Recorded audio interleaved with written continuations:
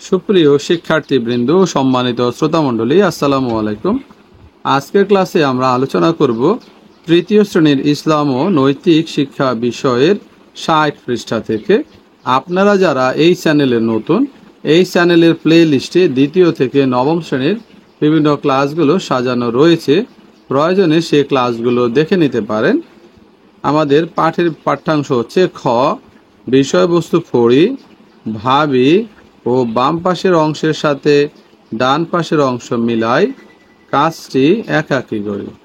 তাহলে আমরা আগের পাতায় অর্থাৎ ৫৯ পৃষ্ঠায় যে পাঠটা আছে ওই পাঠটা আমরা পড়ব, তারপর সে সম্পর্কে ভাববো এবং বাম পাশের সাথে ডান পাশের অংশ মিলাবো।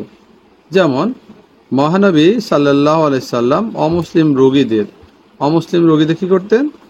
দেখতে যেতেন ও সেবা করতেন।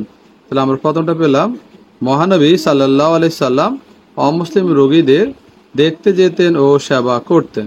২ নম্বর, হযরত ওমর রাদিয়াল্লাহু তাআলা আনহু এক ইহুদি বৃদ্ধকে ভিক্ষা করতে দেখে তিনি কি করেন?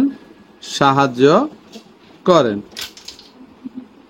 হযরত ওমর রাদিয়াল্লাহু তাআলা আনহু এক ইহুদি বৃদ্ধকে ভিক্ষা করতে দেখে কি করেন? সাহায্য করেন। এটার সাথে ২ মিলবে। ৩ নম্বর, হযরত আব্দুল্লাহ রাদিয়াল্লাহু তাআলা আনহু এর ঘরে খাবার রান্না হলে তিনি কি করতেন? তার ইহুদি প্রতিবেশীকে খাবার পাঠাতেন। ৪ নম্বর, প্রতিবেশী যে ধর্মেরই হোক তার সহযোগিতা করা আমাদের কর্তব্য। প্রতিবেশী যে ধর্মের হোক, সে হিন্দু হোক, বৌদ্ধ হোক, মুসলমান হোক, খ্রিস্টান হোক, তার সহযোগিতা করা আমাদের কর্তব্য। ৫ নম্বর, আমরা আমাদের প্রতিবেশী অন্য ধর্মের লোকদের সঙ্গে ভালো সম্পর্ক গড়ে তুলব। আমরা আমাদের যে প্রতিবেশী আছে, অন্য ধর্মের লোক আছে, তাদের সঙ্গে আমরা ভালো সম্পর্ক গড়ে তুলব।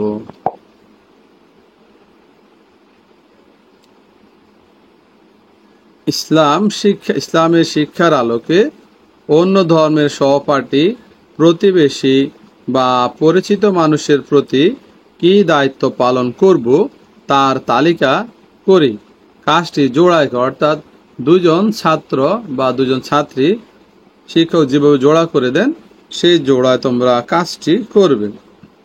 এই জন্য আমাদেরকে আগের অনুচ্ছেদটি পড়তে হবে। যেমন ১ নম্বর আমরা লিখলাম, তারা অসুস্থ হলে খোঁজ খবর নেব।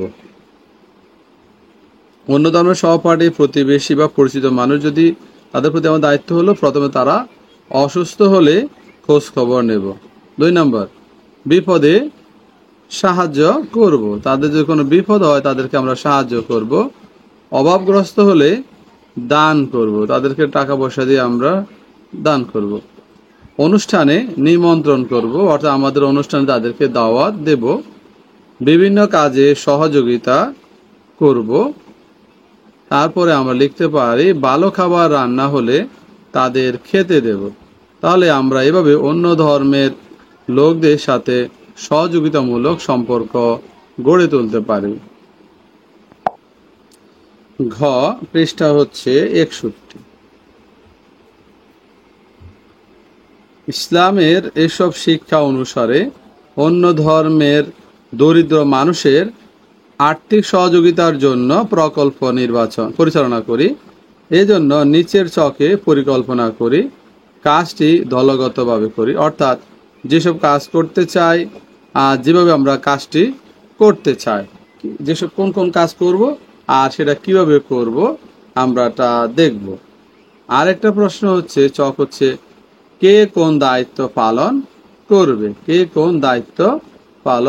করবে? 52 মহিন একাডেমির ক্লাসগুলো দেখার জন্য প্রথমে সার্চ বারে লিখবে 52 মহিন, চ্যানেলটির লেখার উপর ক্লিক করবে। তাহলে এখানে তোমরা চ্যানেলের প্লে লিস্ট পেয়ে যাবে। প্লে লিস্টে ক্লিক করবে। প্লে লিস্টে ক্লিক করার সাথে সাথে চ্যানেলের ক্লাসগুলো তোমরা দেখতে পারবে। তোমার প্রয়োজনীয় ক্লাসের উপর ক্লিক করবে। ক্লিক করার সাথে সাথে যে ক্লাসটা তোমার পছন্দের সেই ক্লাসটা তুমি সিলেক্ট করে নেবে। ধন্যবাদ সবাইকে। আসসালাম। তো আমরা লিখতে পারি, যেসব কাজ করতে চাই, অভাবী মানুষদের দান করব, খাবার দিয়ে সাহায্য করব, উৎসবে নতুন কাপড় দেব।